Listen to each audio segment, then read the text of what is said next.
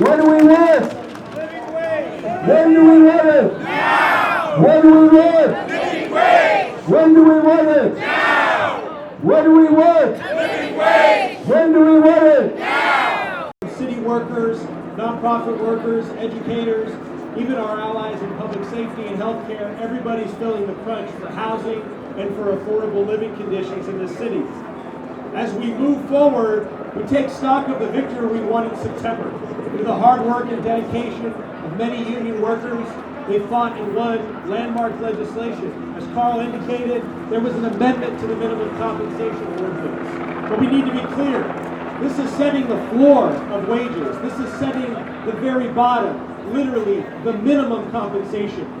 We know all too well that many service providers, whether they're shelters or the residential care or treatment facilities, they have brought their workers up even before the city mandated it under the statute or under the regs. Those workers are now feeling this crunch.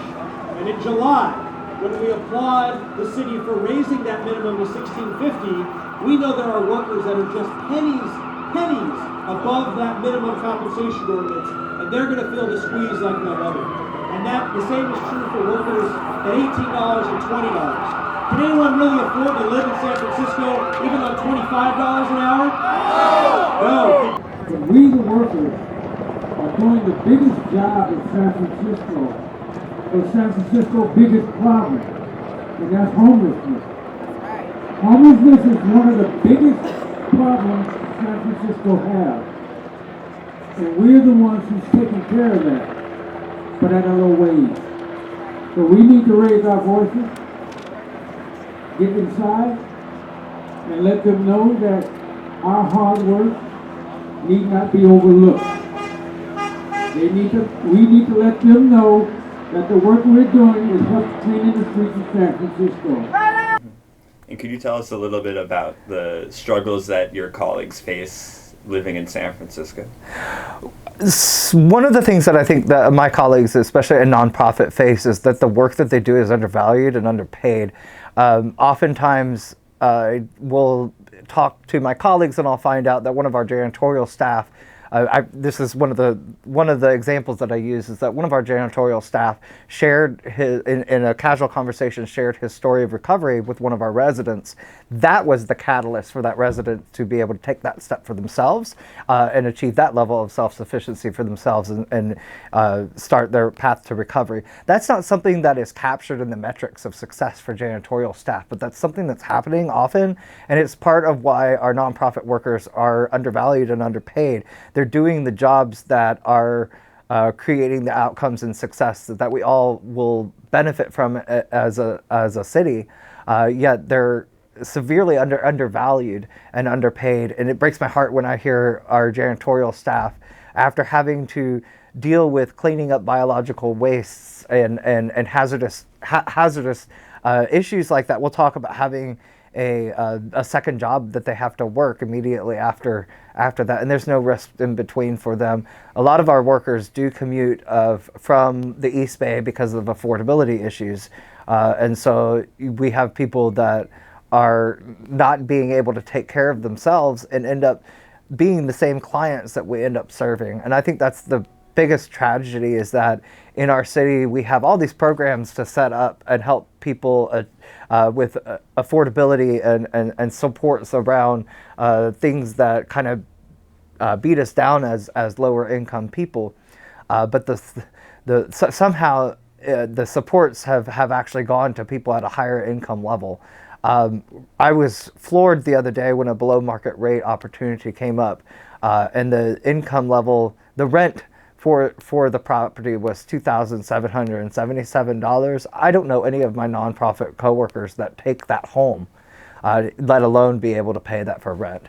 So it's an extreme disconnect, and it is tragic when I see people that I've worked with that are then struggling out on the streets and deteriorating. And unfortunately, people end up the consequences of not valuing and compensating our workers in nonprofits, especially people that work at these real difficult and deep intersections, is eventually death, because if people aren't able to pay their rent, if people aren't able to participate in society, as we struggle to gain for our residents, then the consequences are health deterioration, eventual homelessness, and as we see on our streets, daily death. And so I think it's really important that we as a city, if we are going to be prioritizing success metrics and prioritize that the nonprofits do the work that city workers are not doing, then we really do need to be compensating those people at an equal and fair level, and make sure that we're including our workers in the process that creates these success metrics. That way we're actually capturing the real work that people are doing. And what's your hope for the future?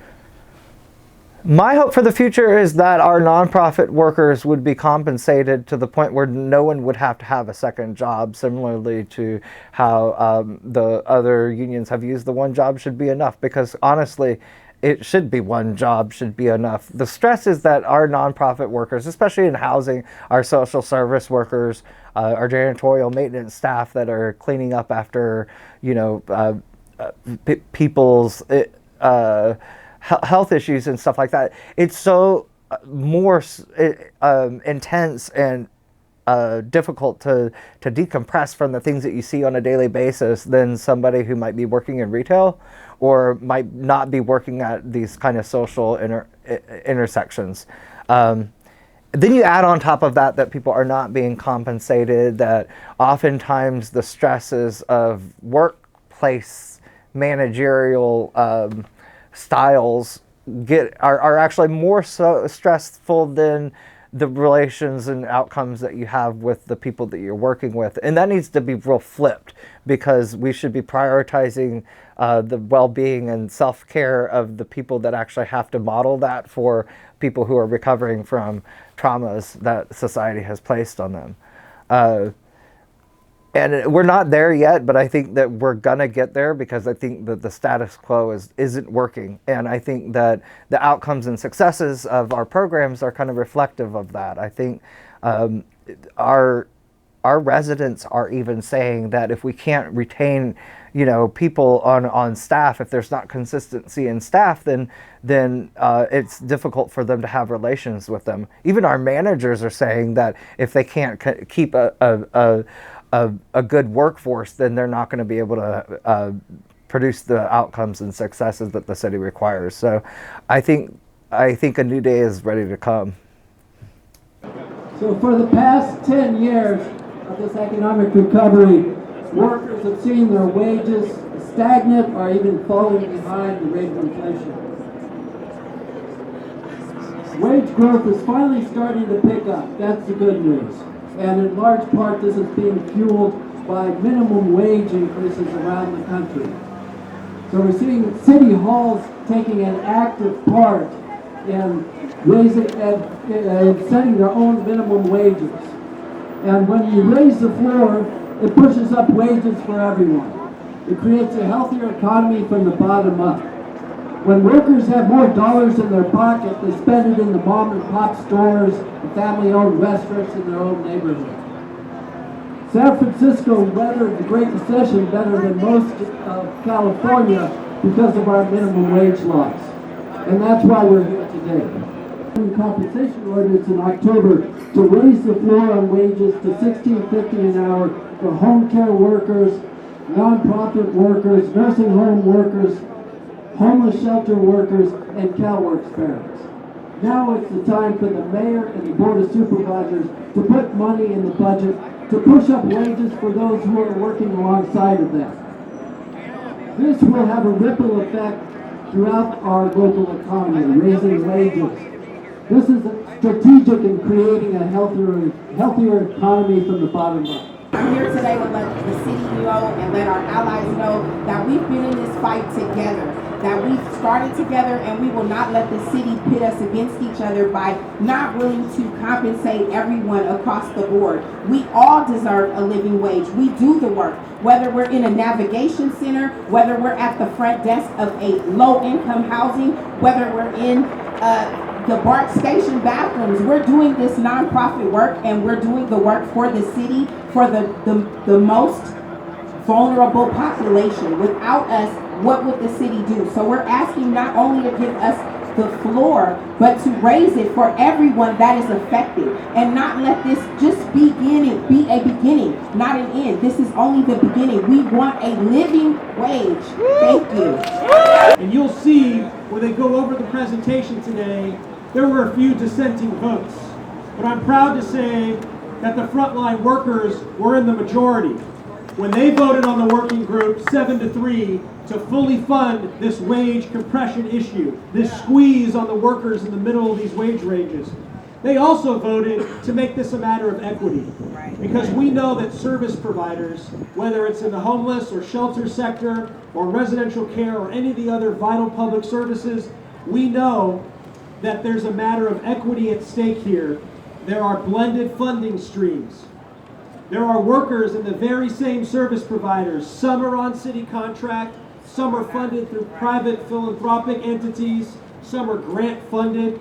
All of those workers deserve the same dignity, deserve the same living wages, because the landlords don't give a damn how their service providers funded or how the city interprets this regulation. Their bill collectors don't give a damn how the funding comes through. They need to provide for their families the same. And so this is a matter of our values as a city and funding those values as priorities in the budget. And it's also a matter of equity in the workplace. So the reason this comes up, I would be remiss if I didn't throw a nod out to the members of the Board of Supervisors who are continuing to stand with us. Supervisor Sandy Feuer and Supervisor Hillary Ronan and their teams are continuing to stand by this legislation. They're continuing to prioritize this in the budget. Therefore, it is at the Budget and Finance Committee today. So as we wrap up here in solidarity, I know some people have to go back to work, but others will join us. We'll wrap up here, we'll go inside, and we'll make our presence known.